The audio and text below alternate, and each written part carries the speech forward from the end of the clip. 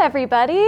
My name is Emily, and I'm going to do a story time for you today, joined by one of my favorite friends, Batty. Batty, how are you today? Oh, Batty, are you okay? What do you think is wrong with Batty? Ooh, I know. Batty is nocturnal. That means he sleeps during the day and he's awake at night. Batty, are you a little sleepy? Oh, well, I have an idea that I think is going to help.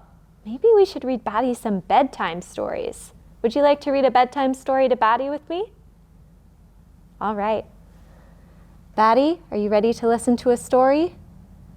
Okay, I'm going to tuck Batty in right over here, and we'll start with our first book. Our first story today is Only a Witch Can Fly by Allison McGee and pictures by Taean Yu. If you were a young witch who had not yet flown, and the dark night sky held a round yellow moon, and the moon shone light on the silent broom, and the dark cat beside you purred sore, would you too begin to cry because of your longing to fly? The dark night around you fills with fly, fly, and bright yellow moonlight shines down. Cat by your side purrs a gentle bye-bye, and owl stares up at a star so far. Your heart tells you now, and you walk to the door. Cat arches his back and croons, soon.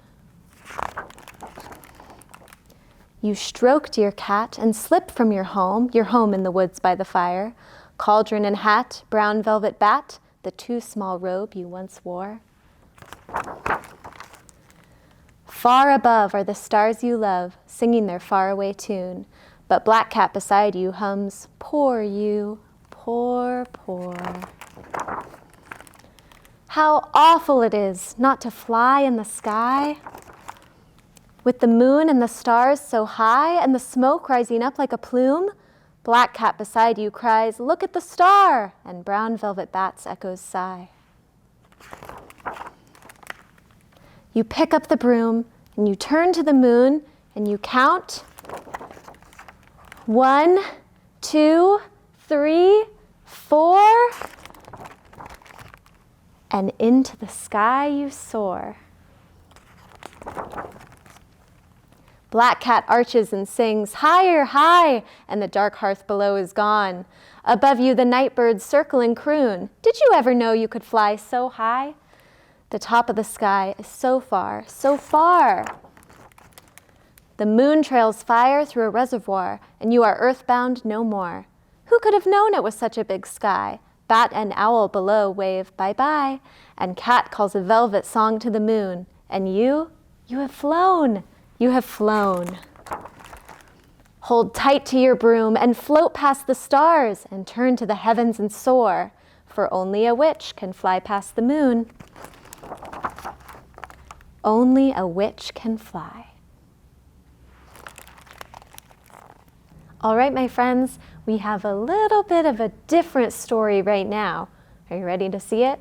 There's some pumpkins and maybe even a witch or two. 5 little pumpkins sitting on a gate.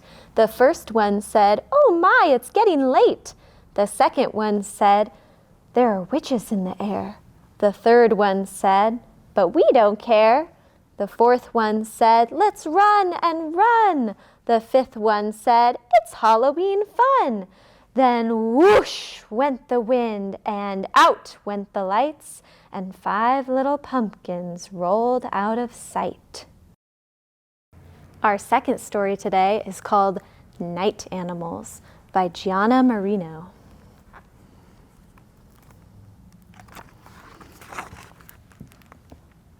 Hey, Possum, what are you doing in there? Shh, I'm hiding. What are we hiding from? Night animals, now keep quiet. Can you move over?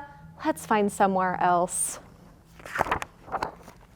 Ow! Did you hear something? Are you trying to scare me? Help me, awoo! Help you? You're a wolf! But something is following me. What is it? It's big and hairy with long, sharp claws. You guys gotta help me. Something huge is coming. What can be bigger than a bear? Why is the sky getting darker? Night animal, run! Run! Stop! Who's that animal? I think I recognize him. What are you so scared of? We're scared of night animals.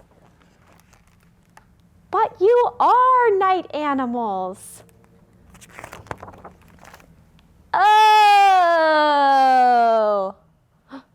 Did you hear something?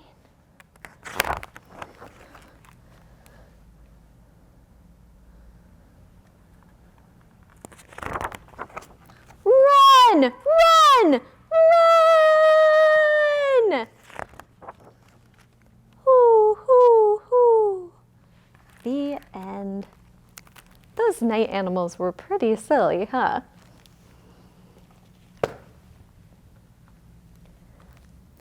Now it's time for our last book of the day, and this is a book that I think our friend Batty will enjoy. It's called Bats at the Library, and it was written and illustrated by Brian Lies.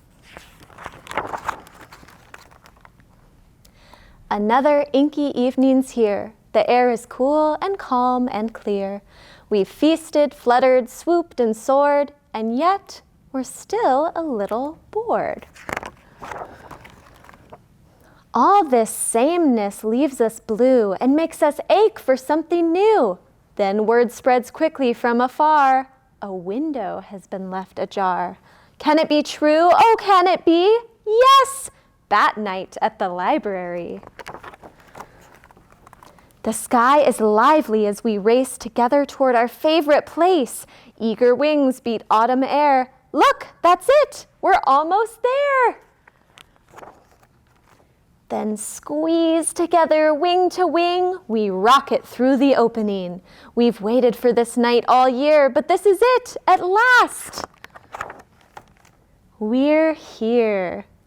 For most old bats, this isn't new. They've got lots of things to do. They'll flutter off and lose themselves among the books lined up on shelves. Other bats in munchy moods will study guides to fancy foods or hang out by a lamp instead to talk about the books they've read. But little bats will have to learn the reason that we must return. The ones who haven't come before have no idea what's in store. Some of them will drift away and figure out a game to play, like shaping shadows on the wall or wingtip tag around the hall. This big box is loads of fun, blasting brighter than the sun.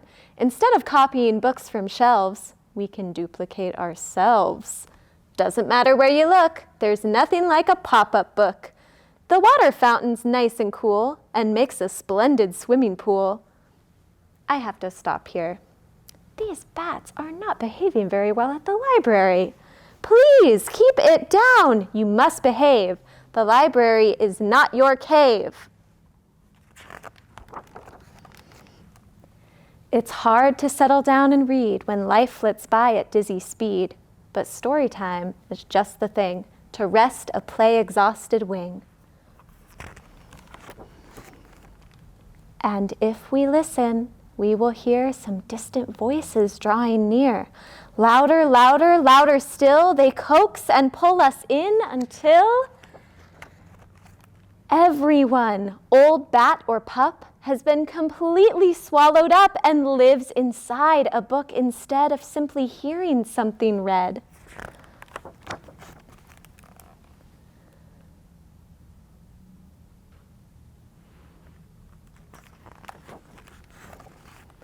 Breathless, lost within the tale, no one sees the sky grow pale. What is that light? A lamp? The moon? Our bookish feast can't end so soon. It feels as though we've just begun, but now we leave our books half done. Through the window into sky, it's much too late, we've got to fly. But maybe a librarian will give us bats this chance again and leave a window open wide to let us share the world inside. For now we'll dream of things we've read, a universe inside each head. Every evening, one and all will listen for that late night call. Can it be true? Oh, can it be? Yes! Bat night at the library. The end. I wonder if I should leave a window open tonight for some bats. Well, Batty, how are you feeling? Were those some good bedtime stories? Shh, I think he's falling asleep. Can we say, good night, Batty? I'll see you at our next story time. Goodbye.